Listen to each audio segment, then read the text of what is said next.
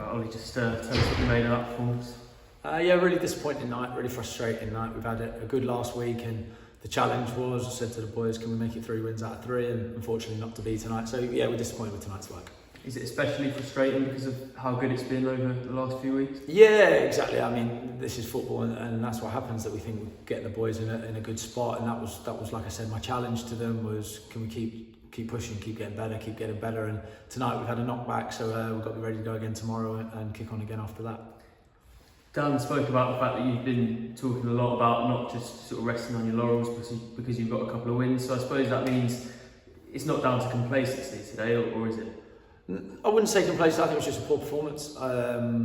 For whatever reason, that's for us to go and have a sleepless night tonight and try and figure out tomorrow with the boys. But it's a really frustrating one. I think that's why this one hurts, is because we felt we've got the boys in a good place, and then tonight we've seen some poor signs and things we don't want to see. So there's something for us to work on, and that's the brilliant thing about football, that there's always tomorrow to work and get better, and we need the boys to really realise that you only have one career and you've got to really go after it. Did it feel like the sort of game that you probably could have won on a different day? 100%. I think that's what makes it frustrating, is I think we had some good moments in the first half, and we went in at half-time 1-0 down, disappointed, but thought we were going to come out to win, to be honest. And then I thought second half was really poor. I think we just huffed and puffed, but we let the frustration of the game affect our decision-making, and some of the decision-making at times was quite poor. Is it especially frustrating because you don't have another league game for the rest of the year, or do you think it's important to have that time to work on things? A bit of both. I really don't like losing, so that whenever that would happen, that would be bad. But yes, we've got a bit of time now that the boys can reset slightly, but off the back of a poor result like tonight, a poor performance, we still have a lot of work to do over the Christmas period. Was it really frustrating to concede so quickly after you got back into that game? Yeah, I think there's always momentum swings in a game, and I think it's about our boys recognising that in games, and it comes with experience for sure, but there was enough experience on the pitch to try and sniff that out, I think, and so it's a night of extreme frustration for us, and we get back to the drawing board tomorrow.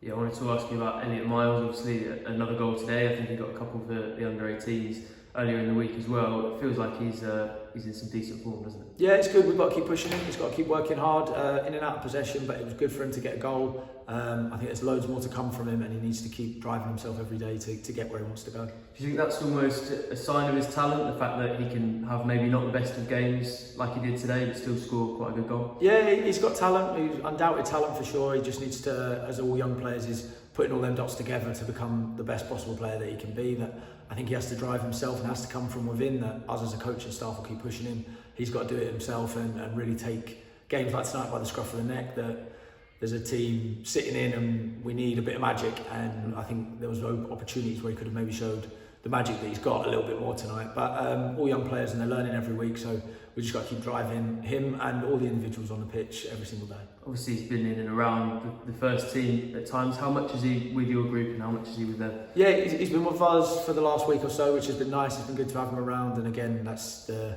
hard part of the 21s football, I guess, for myself and for the players, that you tend to jump from group to group and be in and out, so trying to build that culture and that mentality that we're after within it when lads come here and there becomes difficult, but that's where we're at, and that's my job, is to get as many players over for the manager as possible. So if we can keep pushing them over, brilliant. If they come back with us, they've got to be ready to work hard again. I know you hope probably all of your players can go on and reach that level, but does he feel particularly like one who could go on and play at first team level at the top? Yeah, he's definitely got ability, and it's about putting that on Friday nights and game day when it really matters, and putting them bits together for himself. So without a doubt, he's got tons of ability, and I just want to drive him and push him to be the best player he can possibly be. Yeah, we spoke about that time you'll maybe have now between games to work on things. What will that look like for you?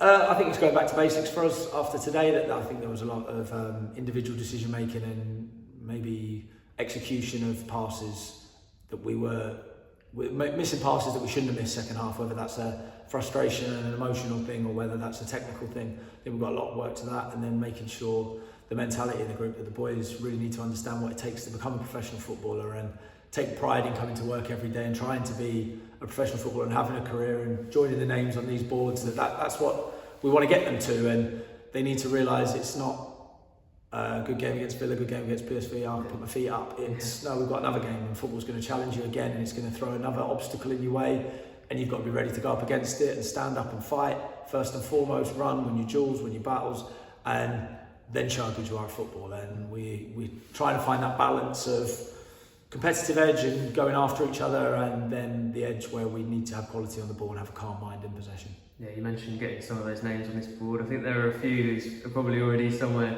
down there in the likes of Tony Springett, Jayden Warner, Jonathan Tompkinson. Is it quite a hard situation they're in at the moment to have been with that first team and now dropping back down to the under-21s? Yeah, that's a tough challenge for all players that have had a taster and then come back down, but it's also part of football that there's first team players all over the country who will be a lot older than them and played a hell of a lot more games than they have, who are also in the situation, and then it becomes personal pride and wanting to get better every day and wanting to do that. And these boys, to be fair, have done that they've come in, they know where they're at and where they want to get to, and it's our jobs as a staff to push them and develop them and keep getting their mindset right to go, today's another day to get better, and that's the mentality we're trying to get the boys.